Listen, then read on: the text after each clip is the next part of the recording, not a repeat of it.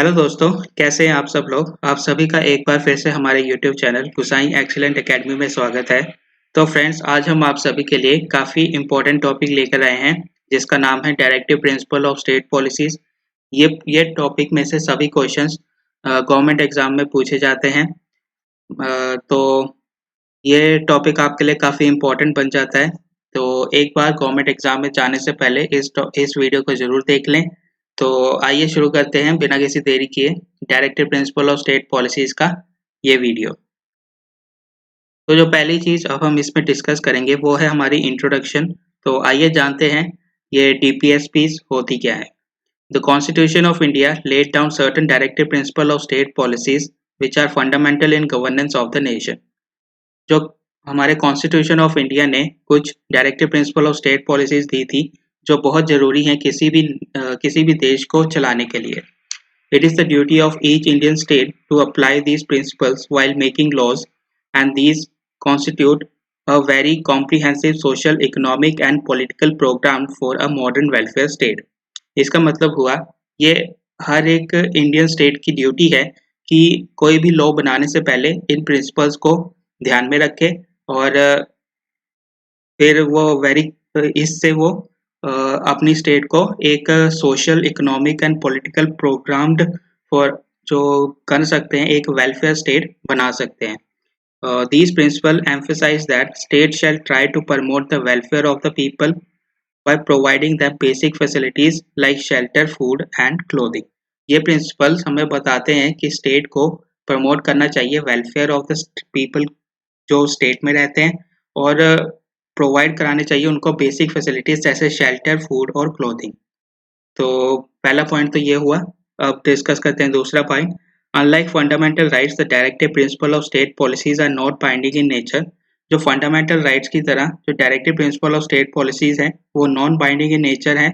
इसका मतलब ये हुआ कि which means that they are not enforceable by the court for their violation. अगर इसकी कोई वायलेशन करता है कोई भी स्टेट, तो कोई आप आर्टिकल 32 के अकॉर्डिंग रिट फाइल नहीं कर सकते सुप्रीम कोर्ट में। तो आप इसको कोर्ट में नहीं लेकर जा सकते अगर कोई स्टेट इसका वायलेशन करता है।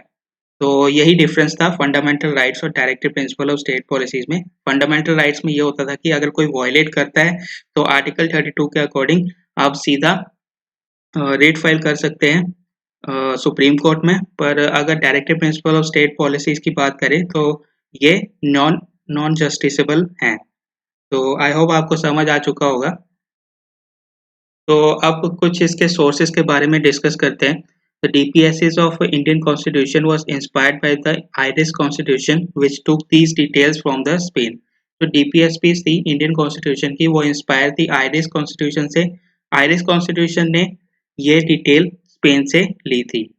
Some instruments of instructions whose also become the immediate source of DPSPs has been taken from the Government of India Act 1935 से। गवर्नमेंट ऑफ इंडिया एक्ट 1935 से भी कुछ डीपीएसपीज इंस्ट्रूमेंट्स ऑफ इंस्ट्रक्शंस लिए गए थे डीपीएसपीज के लिए। Another sources was the Sapru report 1945 which gave both fundamental rights and DPSPs. कुछ सोर्स ये भी थे सप्रू रिपोर्ट 1945 में, जो हमें बहुत बताती है fundamental right that means justiciable and DPSPs that means non justiciable. I hope आपको समझ आ चुका होगा ये डीपीएसपीज कहाँ से ली गए हैं। अब चलते हैं अपने नेक्स्ट स्लाइड पे। तो आगे हम डिस्कस करेंगे डीपीएसपीज के फीचर्स क्या क्या हैं। DPSPs are non enforceable in court of law. DPSPs सीधा पता चलता है कि ये नॉन एनफोर्सेबल है, मतलब आप अगर कोई इसका वायलेशन करता है तो आप सीधा उसको कोर्ट में चैलेंज नहीं कर सकते। They were made non-justiciable considering that the state may not have enough resources to implement all of them, or it may even come up with some better and progressive law. इसका मतलब ये हुआ कि ये इसका नॉन जस्टिसेबल बनाने का कारण यही था कि स्टेट के पास इनफ रिसोर्सेज नहीं हो सकते उस टाइम पे, पर इसको बेटर किया जा सकता है जैसे जैसे स्टेट की स्टेट की कंडीशन सही होगी तो स्टेट प्रोवाइड करेगा ये सारे डीपीएसपीज। तो अगला पॉइंट है, it consist of all the ideas which the state should follow and keep in mind while formulating policies and enacting laws for the country. ये कंसिस्ट करते हैं सारे आइडियाज जो स्टेट को फॉलो करने चाहिए और अपने माइंड में रखने चाहिए जो भी कोई स्टेट के लिए कोई पॉलिसीज बनाते हैं या कोई एक लॉ को चलाते हैं उस कंट्री में। तो अगला पॉइंट जो है, the DPSPs are like a collection of instructions and directions. DPSP basically like collection of instructions और directions हैं which were issued under the Government of India Act 1935, जो issue हुए थे Government of India Act 1935 में to the governors of the colonial of India. जो colonies हैं India की उनको गवर्नेंस करने के लिए उस स्टेट में ये डीपीएसपीस लागू हुए थे। अगला फीचर जो है वो है, it constitutes a very comprehensive economic, social and political guidelines or principles and tips for the modern democratic state that aim toward inculcating the ideals of justice, liability, equality and fraternity as given in the preamble। इसका मतलब ये हुआ कि ये basically क्या है, एक काफ़ी कॉम्प्रिहेंसिव इकोनॉमिक, सोशल और पॉलिटिकल गाइडलाइंस हैं। कुछ ऐसे प्रिंसिपल्स हैं मॉडर्न किसी भी स्टेट, मॉडर्न स्टेट के लिए जो एम्ड करते हैं टुवर्ड्स एक ideal justice, liberty, equality and fraternity सबके लिए एंड गिव इन द, जो हमें प्रीएम्बल में बताई गई है। तो कहीं ना कहीं ये प्रीएम्बल के साथ भी अटैच्ड हैं। The preambles consist of all the objective that need to be achieved through the constitution. Preambles में सारे जो हैं वो ऑब्जेक्टिव हैं जो जरूरी होते हैं अचीव करने के लिए किसी भी कॉन्स्टिट्यूशन को। Adding DPSPs was all about creating a welfare state. DPSPs को ऐड करने का हमारे कॉन्स्टिट्यूशन में बेसिकली यही कारण था कि जो भी कंट्री की जो जितनी भी स्टेट्स हैं वो वेलफेयर रहें, which work for the individuals of the country. जो स्टेट्स जो हैं वो इंडिविजुअल ऑफ द कंट्रीज के लिए काम करते हैं, which was absence during the colonial era, जो जो एब्सेंट थी कॉलोनियल एरा के दौरान। तो आई होप आपको समझ आ चुके होंगे डीपीएसबीज के फीचर्स क्या क्या हैं। तो पढ़ते हैं नेक्स्ट स्लाइड पे। तो ये रही हमारी list of directive principle of state policies. एक तरफ हमारे आर्टिकल्स दिए हैं और दूसरी तरफ है टेबल में व्हाट इज से।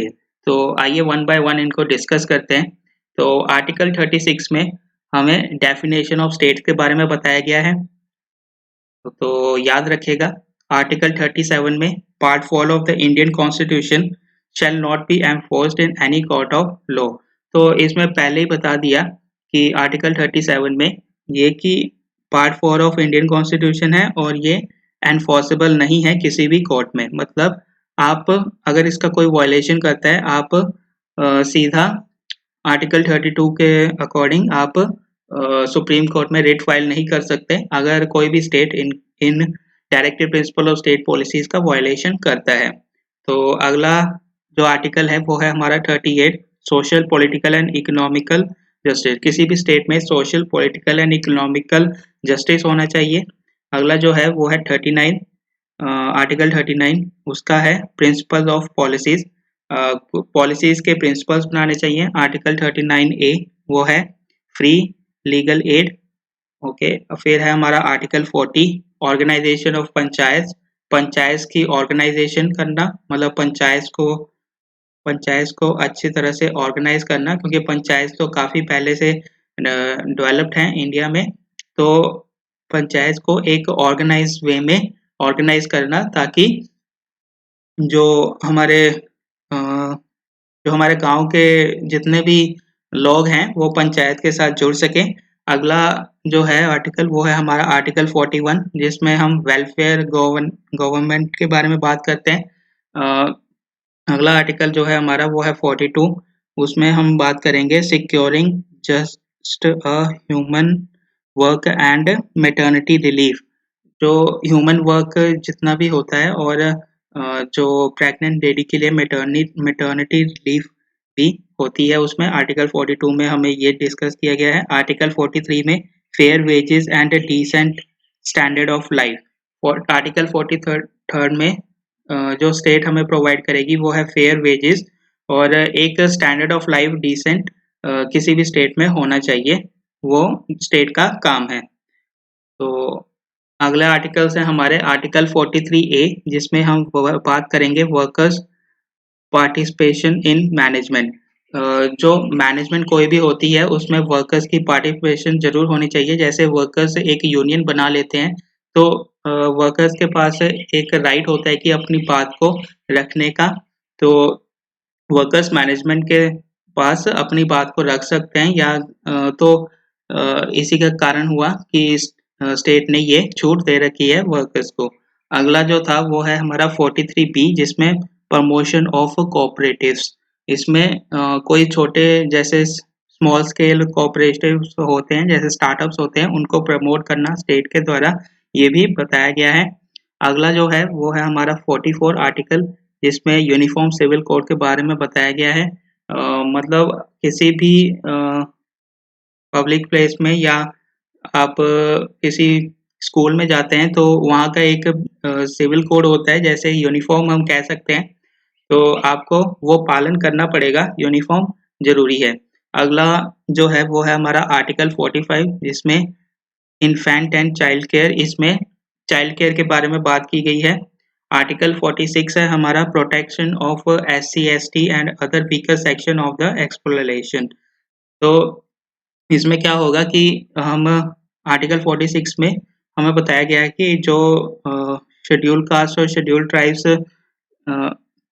जो लोग हैं उनको प्रोटेक्शन देना, और वीकर सेक्शंस को फ्रॉम एक्सप्लॉयटेशन, अगर कोई उनके उनके अधिकारों का कोई खनन करता है तो उनको प्रोटेक्शन देना, ये स्टेट का कर्तव्य है। अगला जो है वो है हमारा आर्टिकल 47, जिसमें हम बात करेंगे nutrition standard of living and public health. State में सभी लोगों को न्यूट्रिशन स्टैंडर्ड ऑफ लिविंग मिलनी चाहिए और पब्लिक हेल्थ जरूरी होनी चाहिए। और अगला आर्टिकल जो है हमारा वो है हमारा आर्टिकल 48, जिसमें scientific agriculture and animal husbandry दिया गया है। इसमें साइंटिफिक और स्टेट को एग्रीकल्चर में भी कुछ देना चाहिए, और एनिमल हस्बेंड्री में भी देना चाहिए सारा। तो अगला आर्टिकल जो है हमारा वो है आर्टिकल 48A, जिसमें हम बात करेंगे environment and wild life protection. State की भी ये जिम्मेदारी बनती है कि वो एनवायरनमेंट और वाइल्ड लाइफ को प्रोटेक्ट करे अपने स्टेट में। तो अगला जो है वो है हमारा आर्टिकल 49, जिसमें हम बात करेंगे protection of monuments and places and objects which have national importance. ये काफ़ी इम्पोर्टेंट है, जिसमें किसी भी स्टेट, जैसे आप पंजाब का एग्जांपल ले सकते हैं। पंजाब में जो दो मॉन्यूमेंट्स हैं, तो उनको प्रोटेक्शन देना, और कुछ प्लेसेस हैं और कुछ ऑब्जेक्ट्स हैं हमारे उस स्टेट में पंजाब के, तो उनको प्रोटेक्शन देना जिसका कुछ नेशनल इम्पोर्टेंस हो। तो आगे बढ़ते हैं। अगला जो है वो है हमारा आर्टिकल 50, जिसमें judiciary should be separate from the executive. ये स्टेट को भी देखना चाहिए कि उसकी जुडिशरी जो है वो सेपरेट हो किसी भी एग्जीक्यूटिव से, मतलब जो कानून को लागू कराते हैं वो एग्जीक्यूटिव्स होते हैं, तो जुडिशरी जो है वो सेपरेट होनी चाहिए एग्जीक्यूटिव से। तो अगला जो था वो है हमारा आर्टिकल 51, जिसमें the state shall promote international peace and security. State को इंटरनेशनल पीस एंड सिक्योरिटी को प्रमोट करना चाहिए, मतलब किसी के साथ झगड़ा नहीं करना चाहिए। तो आई होप, तो ये थे सारे directive principle of state policies, जो एक स्टेट को कुछ प्रिंसिपल्स हैं उसके ऊपर रख के स्टेट को कोई भी लॉ बनाना चाहिए किसी भी स्टेट के लिए। तो आई होप आपको समझ आ चुके होंगे। तो बेसिकली ये है क्या directive principle of state policies. तो आप, अगर आपको समझ नहीं आए हैं तो आप एक बार इस वीडियो को गो थ्रू कर सकते हैं। तो ओके, नेक्स्ट स्लाइड तो खत्म हो गई है, तो चलिए। तो फ्रेंड्स आज के लिए बस इतना ही। अगर आपको ये वीडियो काफ़ी अच्छी लगी और आपको ये वीडियो नॉलेजेबल लगी, तो इस वीडियो को ज़्यादा से ज़्यादा शेयर करें और हमारे चैनल को लाइक एंड सब्सक्राइब ज़रूर करें, ताकि आपको आने वाली वीडियोज़ की ऐसे ही नोटिफ़िकेशन मिलती रहे। तब तक के लिए थैंक यू ऑल।